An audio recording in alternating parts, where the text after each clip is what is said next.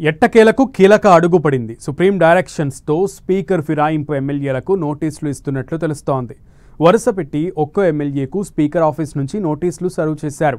మొత్తం 10 మంది ఫిరాయింపు ఎమ్మెల్యేలుంటే అందులో 7 అయితే తాము ఏ పార్టీలో చేరలేదంటున్నారు. 3 విషయంలో మొదటి నుంచి సస్పెన్స్ కొనసాగుతోంది.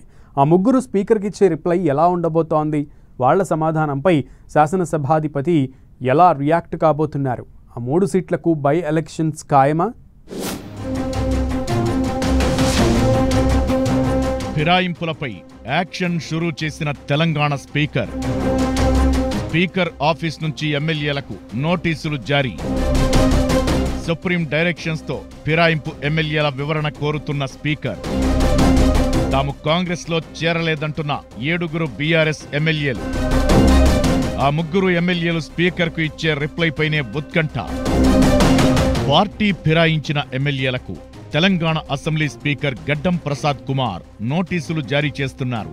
బీఆర్ఎస్లో గెలిచి కాంగ్రెస్ గూటికి చేరిన 10 మంది ఎమ్మెల్యేల వ్యవహారం ముందుగా హైకోర్టు, ఆ తరువాత సుప్రీంకోర్టు మెట్లెక్కి తిరిగి శాసనసభకు చేరుకుంది. లేటెస్ట్ గా సుప్రీంకోర్టు ఇచ్చిన డైరెక్షన్స్ ప్రకారం స్పీకర్ 10 మంది జంపింగ్ ఎమ్మెల్యేలకు నోటీసులు ఇస్తున్నట్టు తెలుస్తోంది. వచ్చే వారంలో ఎమ్మెల్యేలు స్పీకర్కు వివరణ ఇచ్చే అవకాశాలు ఉన్నాయి. పార్టీ ఫిరాయించిన ఎమ్మెల్యేల్లో పోచారం శ్రీనివాసరెడ్డి, కడియం శ్రీహరి, దానం నాగేందర్, సంజయ్ కుమార్, తెల్లం వెంకట్రావు, కృష్ణమోహన్ రెడ్డి, మహిపాల్ రెడ్డి, అరికపూడి గాంధీ, కాలే యాదయ్య, ప్రకాష్ గౌడ్లపై అనర్హత వేటు వేయాలంటూ బీఆర్ఎస్ న్యాయ పోరాటం చేస్తోంది. ఈ క్రమంలోనే స్పీకర్ ఆఫీస్ నుంచి ఎమ్మెల్యేలకు నోటీసులు అందుతున్నాయి. ఈ 10 మందిలో 7 మాత్రం తాము కాంగ్రెస్లో చేరలేదు, దేవుడి కండువాలు కప్పుకున్నామని చెబుతున్నారు. నోటీసులు అందుకున్న వారిలో గద్వాల ఎమ్మెల్యే బండ్ల కృష్ణమోహన్ రెడ్డి కూడా ఉన్నారు. నోటీసులపై ఆయన స్పందించారు. స్పీకర్ ఆఫీస్ నుంచి నోటీసు అందినట్లు తెలిపిన ఆయన న్యాయ నిపుణులతో చర్చించి స్పీకర్కు వివరణ ఇస్తానన్నారు. తాను పార్టీ మారలేదని, టెక్నికల్ గా బీఆర్ఎస్ లోనే ఉన్నానని చెప్పుకొస్తున్నారు. గద్వాల నియోజకవర్గ అభివృద్ధి కోసమే తాను ముఖ్యమంత్రి రేవంత్ రెడ్డిని కలిశానని అంటున్నారు. గతంలో తన ఫోటోను కాంగ్రెస్ పార్టీ ఫ్లెక్సీల్లో వేయడంపై పోలీస్ కంప్లైంట్ ఇచ్చి కూడా ట్విస్ట్ ఇచ్చారు కృష్ణమోహన్ రెడ్డి.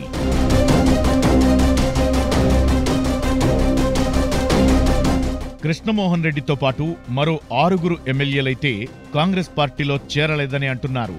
బీఆర్ఎస్ నుంచి కాంగ్రెస్లో చేరిన 10 మంది ఎమ్మెల్యేలో 3 విషయంలో కొంత స్పష్టత కనిపిస్తోంది. ఖైరతాబాద్ ఎమ్మెల్యే దానం నాగేందర్ బీఆర్ఎస్ నుంచి గెలిచి లోక్సభ ఎన్నికల్లో కాంగ్రెస్ పార్టీ బీఫాంపై ఎంపీగా కంటెస్ట్ చేశారు. దీంతో ఫిరాయింపు విషయంలో దానం నాగేందర్ క్లియర్ గా దొరికిపోయినట్లయింది. ఇక మరో ఎమ్మెల్యే తెల్లం వెంకట్రావు పార్లమెంటు ఎన్నికల్లో కాంగ్రెస్ కండువా వేసుకుని ప్రచారం చేశారు.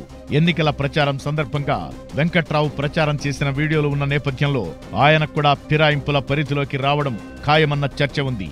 కడియం శ్రీహరి తన కూతురు కావ్యను కాంగ్రెస్ ఎంపీ అభ్యర్థిగా బలపరుస్తూ బీఫాంపై సంతకం చేశారని అంటున్నారు బీఆర్ఎస్ లీడర్లు. ఈ విధంగా కడియం శ్రీహరి కూడా ఫిరాయింపుల పరిధిలోకి వస్తారని చర్చ జరుగుతోంది. ఇలా ఈ 3 ఎమ్మెల్యేలపై అయితే ఫిరాయింపు విషయంలో ఇరికిపోయే అవకాశముందని మొదటి నుంచి బీఆర్ఎస్ గట్టిగా నమ్ముతోంది. ఆ 3 ఎమ్మెల్యేలు కూడా తాము పార్టీ మారలేదని ఎక్కడా చెప్పడం లేదు. ఈ నేపథ్యంలో స్పీకర్ నోటీసులపై దానం నాగేందర్, కడియం శ్రీహరి, తెల్లం వెంకట్రావు ఎలాంటి రిప్లై ఇస్తారోనన్నది ఇంట్రెస్టింగ్ చర్చగా మారింది. వారు కాంగ్రెస్ లో ఉన్నట్లుగా టెక్నికల్ గా కొన్ని ఎవిడెన్స్ అయితే ఉన్నాయనే బీఆర్ఎస్ సుప్రీంకోర్టులో ఫైట్ చేస్తోంది. ఒకవేళ వారు పార్టీ మారలేదని స్పీకర్ కు వివరణ ఇచ్చినా అది అబద్ధమన్న విషయం ఓపెన్ సీక్రెటే. ఎందుకంటే దానం కాంగ్రెస్ టికెట్ మీద ఎంపీ అభ్యర్థిగా కంటెస్ట్ చేశారు. ఇక కడియం శ్రీహరి తన కూతురు కాంగ్రెస్ ఎంపీ అభ్యర్థిగా పోటీ చేస్తే బలపరుస్తూ బీఫాంపై సంతకం చేశారని అంటున్నారు. తెల్లం వెంకట్రావైతే కాంగ్రెస్ కండువా కప్పుకుని ప్రచారం చేశారు. సో ఇప్పుడు ఈ 3 ఎమ్మెల్యేలు స్పీకర్ కు ఇచ్చే రిప్లై, ఆ తరువాత స్పీకర్ తీసుకునే చర్యలపైనే ఇప్పుడు ఉత్కంఠ కొనసాగుతోంది. ఒకవేళ ఈ 3 ఎమ్మెల్యేలపై కూడా స్పీకర్ వేటు వేయకపోతే బీఆర్ఎస్ మరోసారి సుప్రీంకోర్టు తలుపు తట్టే అవకాశం లేకపోలేదు.